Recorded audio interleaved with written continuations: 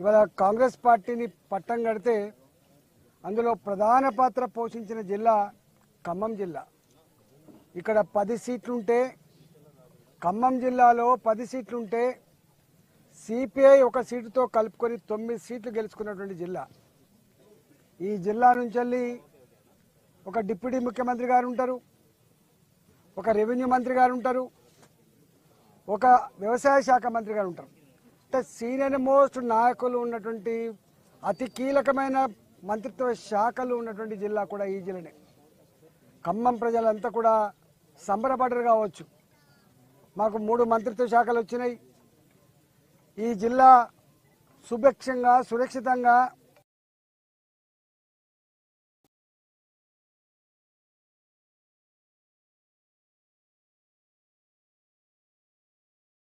కూల్చివేసిన గుడిసెలు, కూల్చివేసిన ఇళ్లతో నేను ఒకటే రేవంత్ రెడ్డి గారి ప్రభుత్వాన్ని అడుగుతా ఉన్నా.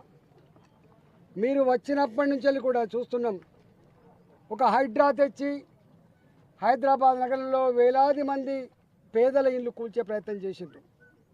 ఒక మూసి ప్రక్షాళన పేరిట పేదల ఇళ్లను కూల్చే ప్రయత్నం చేసిండ్రు. ఇవాళ ఖమ్మంలో కూడా అదే ప్రయత్నం చేసిండ్రు.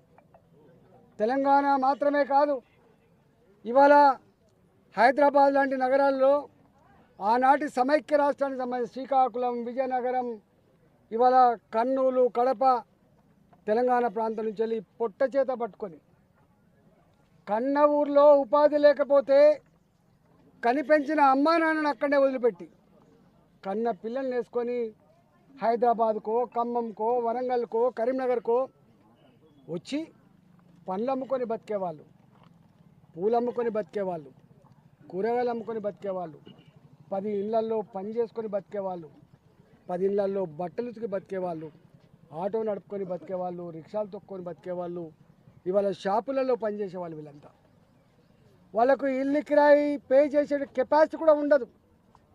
వాళ్ళకు నగరంలో ఎక్కడైనా ప్రైవేటు భూములలో గుడిసెలు వేసుకుందామంటే ఉండనివ్వరు. కాబట్టి విసిరేసినట్టుగా ఊరికి బయట జనసంచారం లేని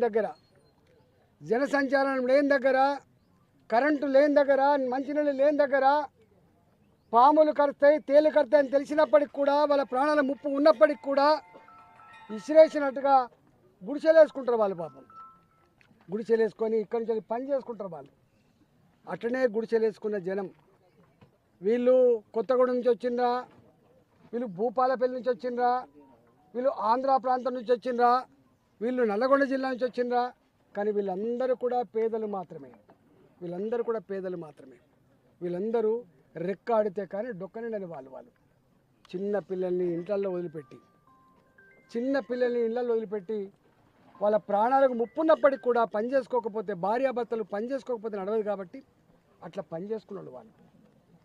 భూదాన్ ఒకనాడు ఈ రాష్ట్రంలో వినోబా భావే ఆ మహానుభావుడు పేదవాళ్లకు నిలవ ఉండాలని, పేదవాళ్ళకింత భూమి ఉండాలి, ఇల్లు ఒక సెంటిమెంటు, భూమి ఒక సెంటిమెంట్ అని చెప్పి భావించి ఆనాడు వినోబా భావేకి, ఆనాటి భూమి కలిగిన వాళ్ళు, మానవత్వం ఉన్నవాళ్ళు వేల ఎకరాలను ఆనాడు దానం చేశారు. అలాంటి దానం చేసిన భూములలో వెలుగుమట్ల కూడా ఒకటి.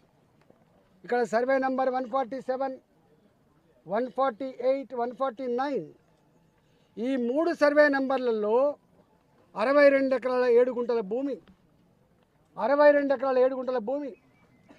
ఇది 2014లో గుడిసెలు వేసుకున్న నాటికి, ఇక్కడ పేద ప్రజలు అడ్డా పెట్టే నాటికి దీన్ని ఎవడు దేకటోడు కాదు. ఇవాళ అలాంటి భూములలో 2014 నుంచి వెళ్ళి 19 వరకు గుడిసెలు వేసుకొని, రేకుల షెడ్లు వేసుకొని జీవిస్తున్న ప్రజలకు ఆనాటి ప్రభుత్వం కూడా, కేసీఆర్ ప్రభుత్వం కూడా ఈ భూమి మీద కన్నేసి కూల్చే ప్రయత్నం చేసింది.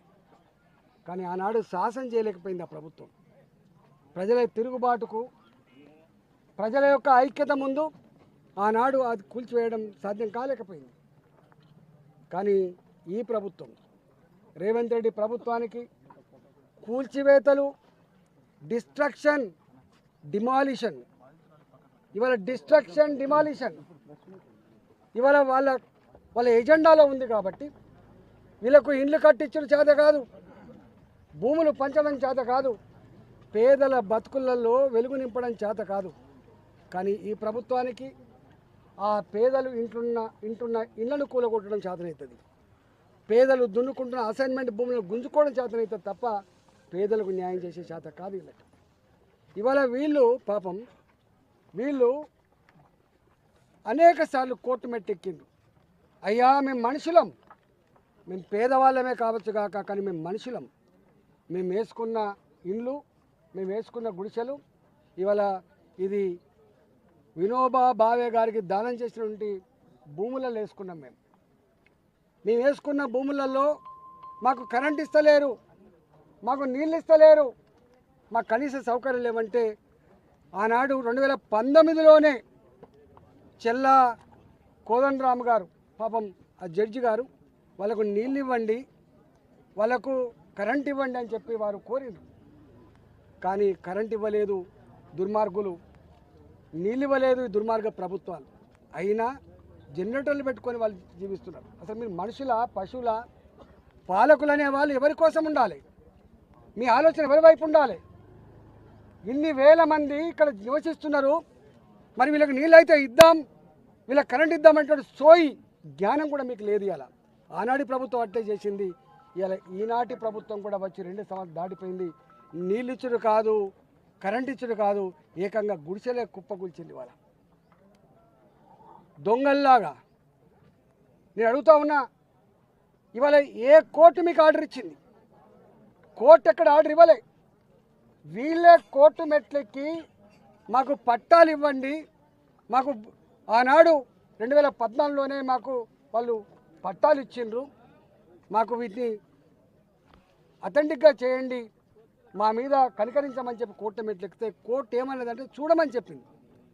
వాళ్ళు ఎంక్వైరీ చేయండి, వాళ్ళ డిమాండ్లు పరిశీలన చేయండి, ఒక వ్యూ తీసుకోమని చెప్తే ఇవాళ సిసిఎల్ఏ ఇవాళ రెవెన్యూ డిపార్ట్మెంట్ కింద ఉండే సిసిఎల్ఏ సుమోటోగా కోర్టు చూడమన్నది. కాబట్టి కోర్టు చూడమన్నది, కానీ కోర్టు 4000 మంది పోలీసు వాళ్ళతోటి ఉదయం 4 గంటలకు లేచి వచ్చి పిల్లా జల్లా చూడకుండా కట్టు బట్టలను కూడా తీసుకొనియకుండా ఇవాళ మీరు గిట్ల కళ్ళ ముందే కూల్చివేయాలని చెప్పి మాత్రం చెప్పలేదు. కానీ సిసిఎల్ఏ మాత్రం చూడమని చెప్తే ఇవాళ వీళ్ళు ఈ ఆర్డర్ ఇచ్చారు. ఇవాళ నేను అడుగుతా ఉన్నా, ఈ దుర్మార్గ ప్రభుత్వం మీకు దమ్ముంటే నేను సవాల్ చేస్తూ ఉన్నా, ఎన్ని భూములు అయితే ఇవాళ అసైన్మెంట్ భూములు ఉన్నాయో, ఎన్ని లక్షల ఎకరాలు అయితే ఇవాళ ఇనాం భూములు ఉన్నాయో, ఎన్ని లక్షల ఎకరాలు అయితే భూదాన్ భూములు ఉన్నాయో, ఇలా ఎవరి చేతిలో ఉన్నాయి? లెక్క తీయగలిగే దమ్ము ధైర్యం నీకుందా అని చెప్పి అడుగుతా ఉన్నా. మీరు పెద్దవాళ్ళు కట్టుకున్న విల్లాల జోలికి పోరు, పెద్దవాళ్ళు కట్టుకున్న ఫామ్ హౌస్ జోలికి పోరు, పెద్దవాళ్ళు కట్టుకున్న ఫంక్షన్ జోలికి పోరు. మీకు కనపడేదల్లా పేదవాళ్ళు కట్టుకునేటువంటి 60 గజాల 100 గజాల ఇళ్ళ జోలికి మాత్రమే పోయే దమ్మును తప్పుకోవట్లేదు. నేను అడుగుతా ఉన్నా ముఖ్యమంత్రి గారు.